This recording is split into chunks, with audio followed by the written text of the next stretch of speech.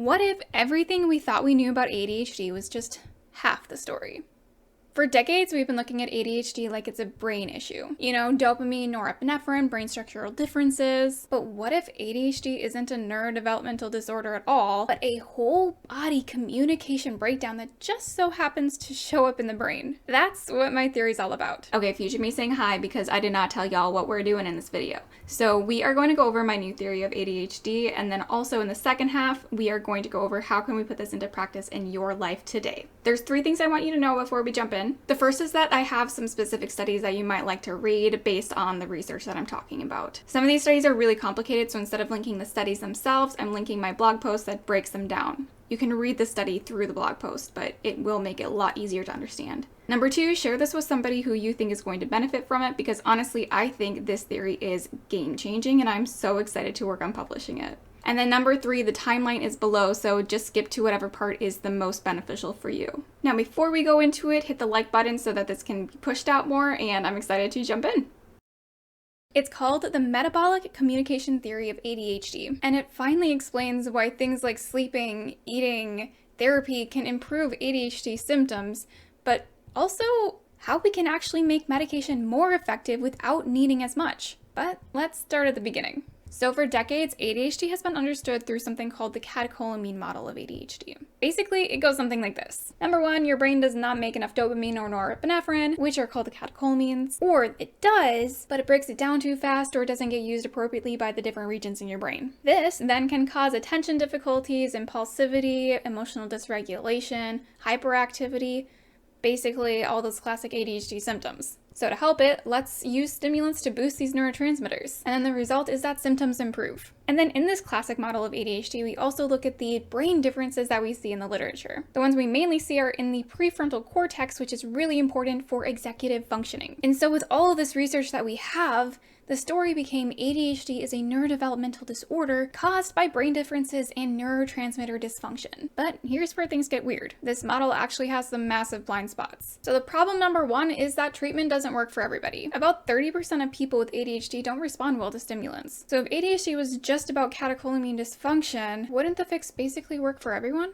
And then problem number 2 is the comorbidity problem. People with ADHD have drastically higher rates of metabolic dysfunction disorders, gastrointestinal disorders, inflammatory conditions, and then also autonomic nervous system dysfunction conditions like POTS or Ehlers-Danlos. So the traditional model just kind of looks at that, shrugs, and says they're secondary complications. But what if they're not secondary at all? And then the problem number 3 is that non-drug treatments work. And the thing is that they don't directly impact dopamine. So things like dietary changes or exercise or sleep optimization, stress management, and also random herbs that don't affect dopamine, they all can help ADHD. So if ADHD was just about brain structure or the catecholamines, why would these matter? That is where my theory comes in. Instead of asking how do we fix the dopamine issue, it asks a completely different question. What if the dopamine changes and the brain differences aren't the causes, but they're actually the effect? What if there's something happening in the body that's driving the brain to be making these changes? So here's what I mean. What if diagnosable ADHD symptoms emerge when the brain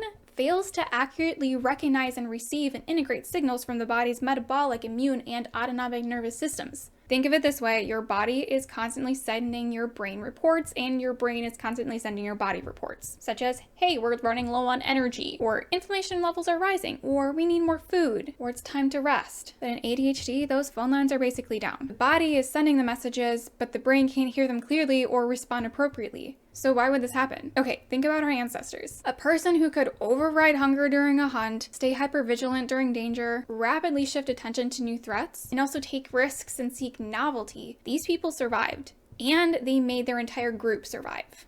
These traits we now call ADHD. The novelty seeking, the risk taking, the rapid attention shifting. All of these might have been evolutionary gold. But here's the problem. We're not living in those environments anymore. What was adaptive then became maladaptive. But the issue is that our bodies are still wired for the short-term crisis management. Unfortunately, modern life keeps us in chronic stress mode. Even if we don't recognize that or feel that, And that's what we're going to be talking about as we get more into the research in a little bit. So those genetic variants that helped our ancestors survive, they're now creating what I call the metabolic communication breakdown in our modern world. I know, that's a big claim. So let's talk about how I came to it and some of the research behind it. Obviously, I have a large document with a lot of references, and I'm working on finalizing it to submit to an academic journal. But if I read that to you, honestly, that would be super boring and would take about 30 to 40 minutes. So let's not do that. But let's take a big overview of what's happening. There's three main areas that support this argument. There's evidence in the mitochondria, the gut, and then also some metabolic pathways. Let's start with mitochondria. Obviously, you might know it as the powerhouse of the cell. Unfortunately, in ADHD, these little energy factories are consistently operating under chronic stress conditions. Why do I say this? What the research shows is that people with ADHD have mitochondrial dysfunction, problems with mitophagy. That's the process where your cells clean out damaged mitochondria, and then also elevated oxidative stress markers across studies. Now think about what this means. Your cells are literally struggling to make energy efficiently, and your brain, it uses 20% of your body's total energy, despite only being about 2% of your actual body weight. So when your cellular energy systems are compromised, your brain is one of the first things to feel it. And guess what area uses some of the most energy?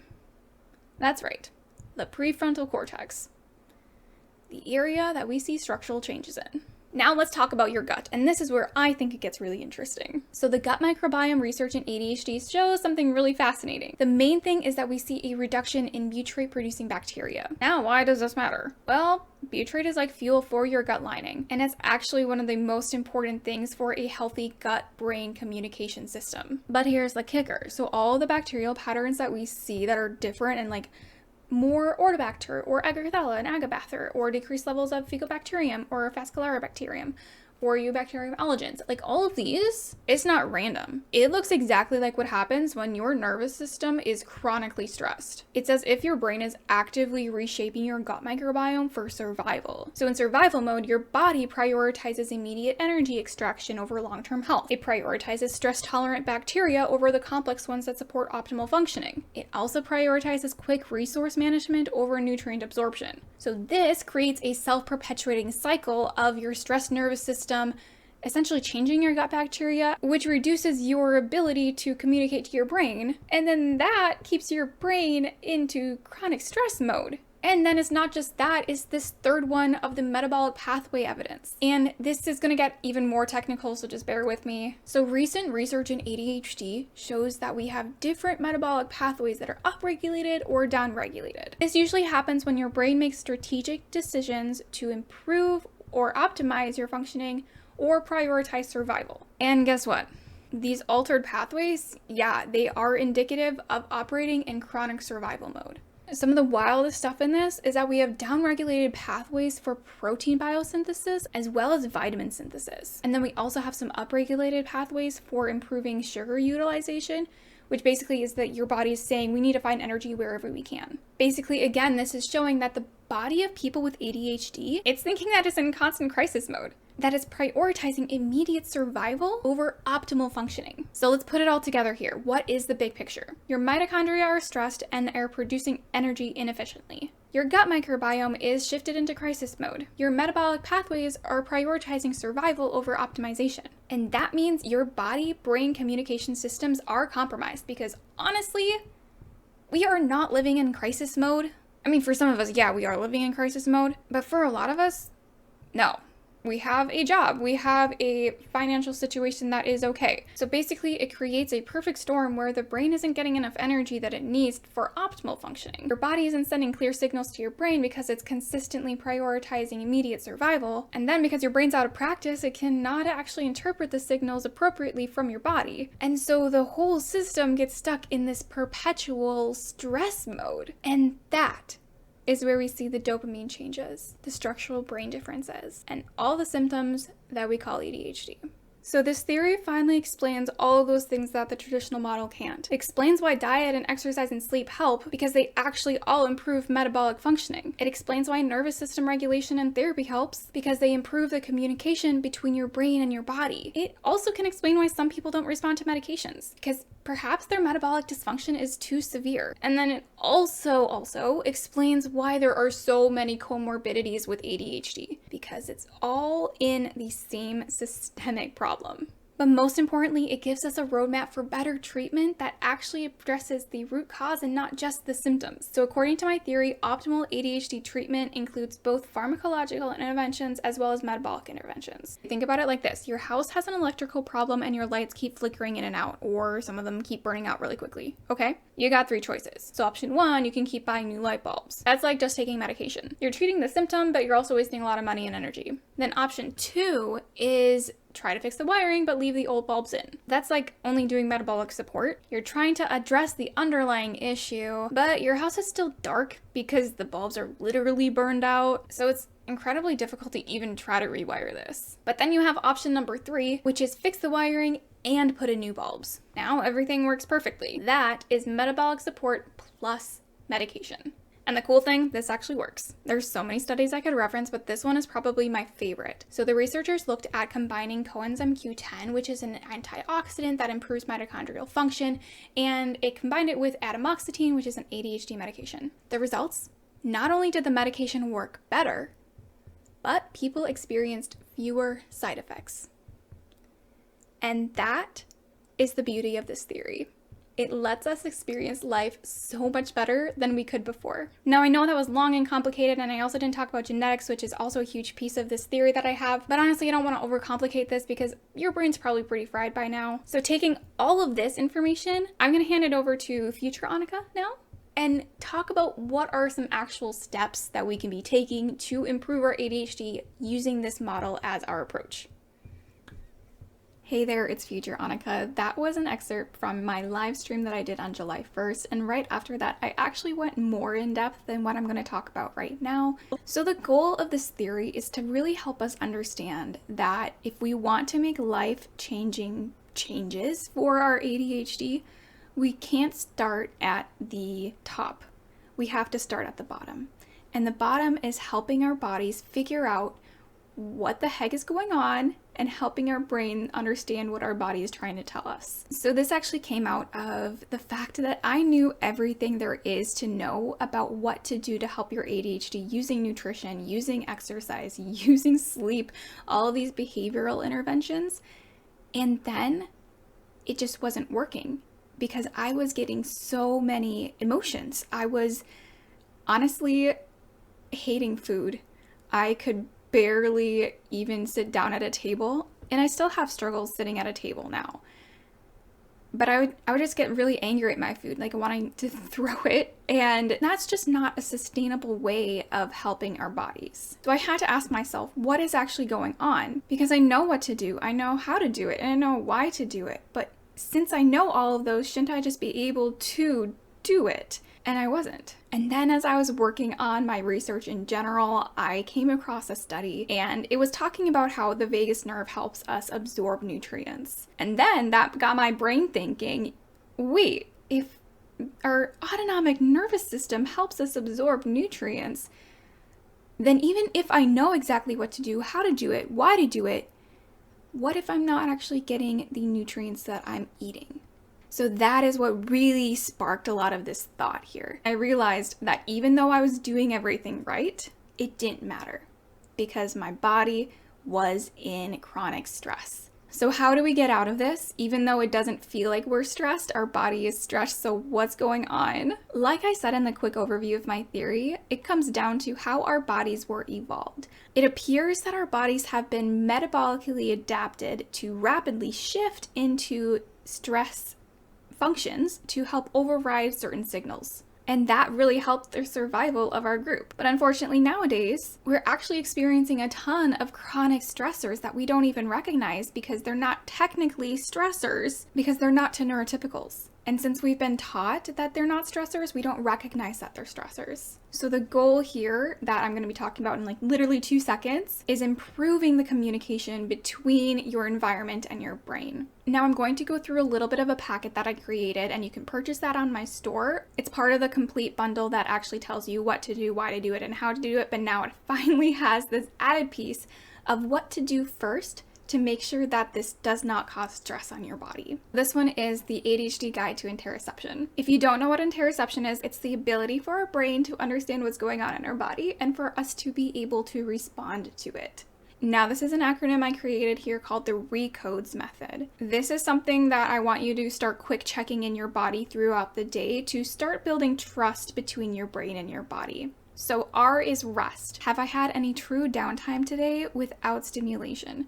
That includes your phone. Another rest could be creative rest. Have I been creative? Then E is eat. Have I nourished myself with food recently? When was the last time I had protein and fiber? And then C is connect. Have I interacted with a human or an animal recently? Also, social media does not count here. O is outside. When was the last time I got a breath of fresh air or stood outside in the sun for a little bit? D is drink, and it means also when was the last time I had alcohol, and that could be an indicator of why your body might be feeling in stress.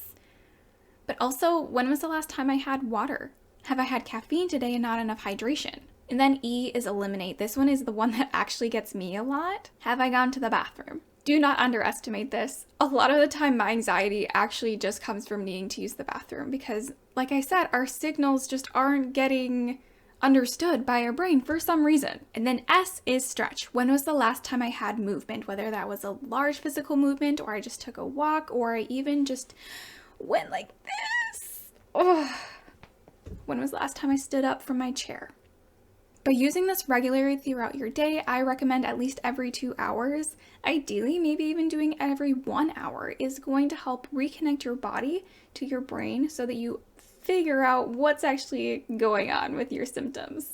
Because the thing is that people with ADHD have these signals, but we're not hearing them. I like to call it the 3 Ds. Either they're delayed, distorted, or drowned out. I'll be talking about this a little bit more in a later YouTube video. And then the issue is that when this happens, we just don't listen to it because we don't know what it's going on. And then we just don't change our behavior because we don't realize we need to change our behavior. And then it hits a breaking point where we absolutely have to. So think when you're absolutely hangry, or when it gets even past hanger where you can barely move your body, that's what's going on. And then it's a huge, huge downward because when you go up, you have to come down. For neurotypicals, they will hear that body telling them, oh, we should eat some food, okay? But we just don't because our communication signals are a little wonky. And that's why I recommend using that Recodes method about every hour, honestly, because that is really going to help train your body into improving its reception. Now, in the packet, I also have a huge list of physical sensations and emotional sensations to look out for and how to map them onto different perceptions of your experience, because I know we just have difficulties with even understanding what we feel. But one of the big keys that I want you to take out of this is when you hear your brain tell you, I should probably eat right now, or I should probably use the bathroom. That is not your first signal. That is actually one of the final signals, which means if you don't act now, it's going to get significantly worse. When we hear that brain in our head tell us that, that's like 3 steps after what a neurotypical would have noticed. So here's a rule that might save you a spiral. If the thought crosses your mind, act on it right away. Don't wait to finish that one thing first. Don't tell yourself, I'll just do it later. Try not to negotiate with your brain. I know that one's really hard. But if you do want to negotiate with your brain, remind that part of your brain that doing this will make what I'm currently doing easier and better. And I want to end with this. Remember that even though it feels like stopping is going to harm your productivity or that you're not going to be able to get back into it, that is actually just a lie that our brain has been programmed to create based on our background and our evolution. Challenge it, and it's going to get easier to get back into that thing. That's the beauty of our brains. They are neuroplastic. And the more that we improve our communication between our body and our brain, the more that our brain is also going to improve. Again, I have the large ADHD nutrition manual bundle, which goes through what to do, why to do it, how to do it, and then also this base structure to make sure that it actually works and so that your body doesn't reject it like it did mine. I fully recommend just starting off with improving your interoception and with improving your nervous system regulation. And then you can go on to optimizing some of these basics like diet or sleep or exercise. And I know for some of you, this will be overwhelming, all this information in those packets. So if you're a person who would rather just talk one-on-one with me or go in a group session, I recommend you join the lab, which is my Patreon. The highest tier has the monthly group coaching calls where we go through a lot of these different packets together and make sure that you can apply it to your life without all that confusion and overwhelm. Otherwise, every single tier has one-on-one DM access to me so that we can help you figure out what to do and improve your life without that shame.